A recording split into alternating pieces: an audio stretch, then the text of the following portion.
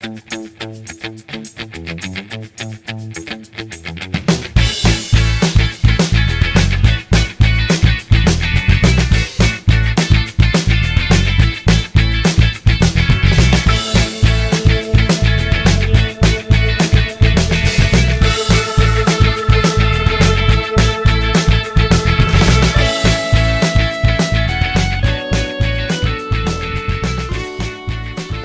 hello once again. Welcome back to your number one and favourite classic dirt bike TV, where we try and rediscover some more of those old school vintage dirt bikes from back in the day, when of course at that time our particular sport was called scrambling. Now, just a quick hello here to all the brand new subscribers who have recently signed up to CDB TV. I think we are heading quite close to that 17,000 subscribers total. So again, thanks to all of the people who have signed up, and I do hope you find something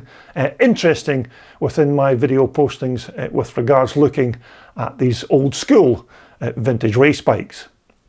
So coming up next, we're going to take a look at a bike that I came across at the recent Drumlandrig Castle weekend. Now, this is a bike that is not a fully original machine, and that's basically because very few of these bikes were actually made back in the day, but I hope things will become a bit clearer as we jump into the video and take a look at Peter Hollinshead's 1961 Lito 500. And so, as I said, this 1961 Lito 500 is another one of the bikes that I spotted in the concourse marquee at the recent Drumlandrig Castle Off-Road Festival weekend back in June of 2022. Now, this particular example here belongs to classic racer Peter Hollinshead, and although this featured bike is actually a copy of one of those ultra rare Lito machines from the early 1960s, it's still a super rare bike and very highly collectible, because back in the day it's said that only 35 or so of the original Litos were built between 1961 and 1965. Now, before the Litos got their title, they were all originally Swedish Monarch motorcycles, and you can see the comparison here between the two bikes as we take a look at Ove Lundell's Monarch in these pictures. But again, just a small handful of these Monarchs were manufactured, and they were certainly not made available to the public, as most of the Monarch bikes were works machines, which again makes these particular bikes super rare. Although the story goes that in 1960 the Monarch Motorcycles works team manager Lennart Warborn suddenly then passed away, and Monarch then pulled out of Grand Prix motocross racing, and Sten London, who was actually a works rider for the Monarch factory at that time, was then gifted his works bike as some kind of consolation. But sometime after, another member of the Monarch Empire, Kaj Bornebusch, saw an opportunity to again build Monarch bikes, but this time he made them freely available to independent riders so that they could compete against other factory teams. Now, Kaj Bornebusch at that time owned a company that specialised in making lithographs, and so he then named his new bikes Litos, which are still basically the old Monarch bikes under a different name. Which of course brings us back to our Lito in this clip. Now, it was after Sten London received his old works bike from the Monarch factory, he then approached Kaj Bornebusch and asked if Lito would sponsor him to ride, and that he would then paint his old Monarch race bike green and then race it with the Lito logo on the fuel tank. And so when Sten London then painted his old blue Monarch in this superb green livery in 1961, he then went on to win the World Championship in that same year. Now, he also finished third in 1962, second in 63 and third in 1964. Now, you're never ever going to come across a factory original Monarch or even Lito, and you're certainly never going to come across one as a barn find either, because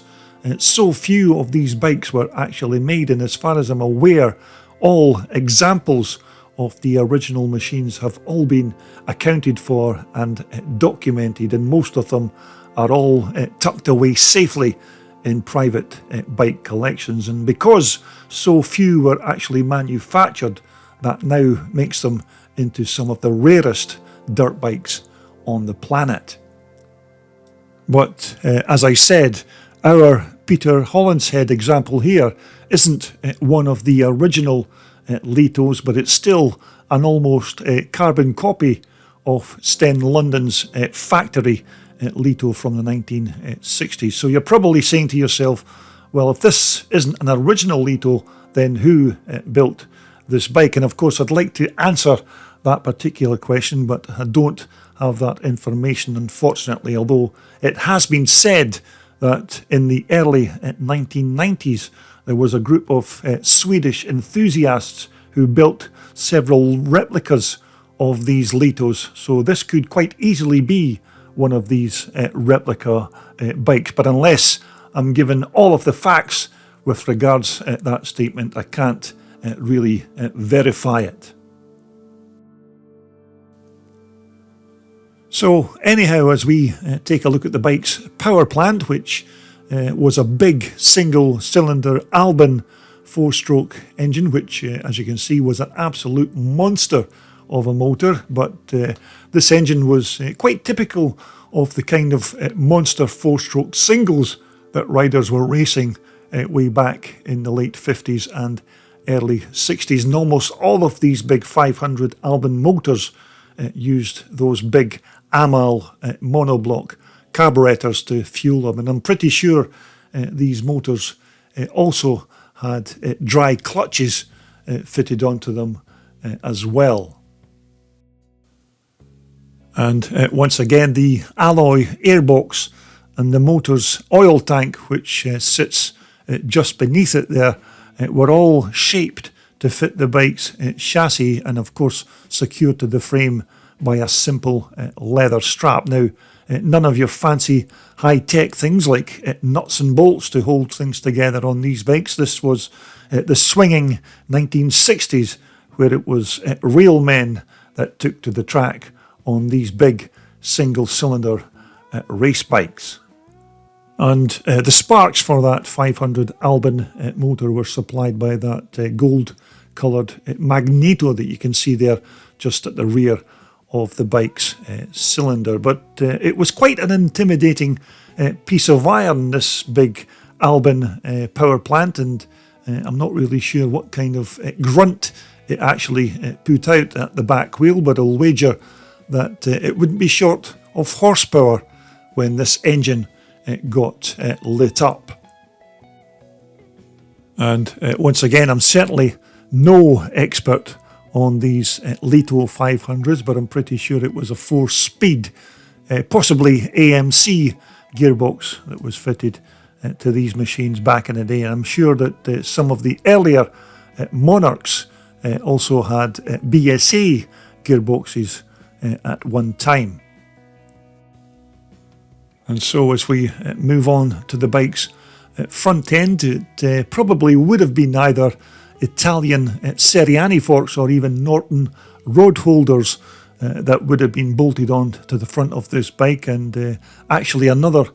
little story here is that Seriani's founder, Arturo Seriani, actually made a set of forks for Sten London's Lito, which at that time was to be the very first ever pair of front forks Seriani actually manufactured for an off-road bike. And as you can see, our Lito replica here again has a pair of those Italian Serianis bolted onto it.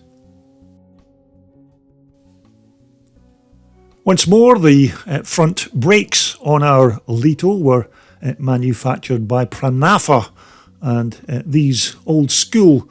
drum brakes certainly had to work extremely hard to bring this big heavy bike to a stop, as some of these Litos and of course the Monarks weren't short of the 300-pound bracket in weight, so there was quite a lot of inertia to bring to a stop when this bike was out there on the racetrack. And normally again, the rear hub on these Litos is normally taken from the old BSA Gold Star, and once more I think I'm right in saying here that this is one of those QD hubs that are fitted, or quick detach as they were often called. And again, and as in the front hub, this rear brake still had its work cut out to keep the speed of these big monsters in check. But this was still the early 1960s, remember, and this of course was the motorcycle braking technology of its day. Now once more, back in 1961, it would have been a pair of girdling rear shocks that would have been fitted to these Monarchs and Litos, and I have to say it certainly looks like Peter's replica bike here. It does have a pair of these old British-made suspension units, and naturally these very basic spring dampers were pretty antiquated in terms of our modern day suspension systems, but they also had very little in the way of travel, as I think it was only around 3 inches or so of movement at the back end, so it was quite a tough and rough ride for those old school riders. And once more, as you can see, quite a substantial fuel tank that were fitted onto these big Lito 500 bikes, and I'm pretty sure that these were made of light alloy, as of course many of the old race bikes were in the 1950s and 60s, and of course painted here in that green Lito colours and secured to the chassis by a simple belt type leather strap stretched across the top, which I expect was quite a good idea if you were in a race situation and you needed to remove the fuel tank in a hurry. No fiddly bolts or spanners to undo, just unbuckle this belt and hey presto, the tank is then removed. Although you'd certainly think that these old dirt bikes would have had a deeper, much more plush type seat fitted onto them to try and help counteract that lack of suspension movement at the rear. But then again, the riders who piloted these big thumpers back in the day were tough as old boots, and they never ever seemed to complain about lack of suspension movement or hard seats. They just got their heads down and then got on with the job in hand. But I have to say, the bike's handlebars and controls all look authentic and period correct for a 1961 Lito 500, and it's even been fitted with the old school Magura grips and gasser throttle, and you certainly had plenty grunt available from that massive Albin 4-stroke motor when you snap back this throttle twist grip.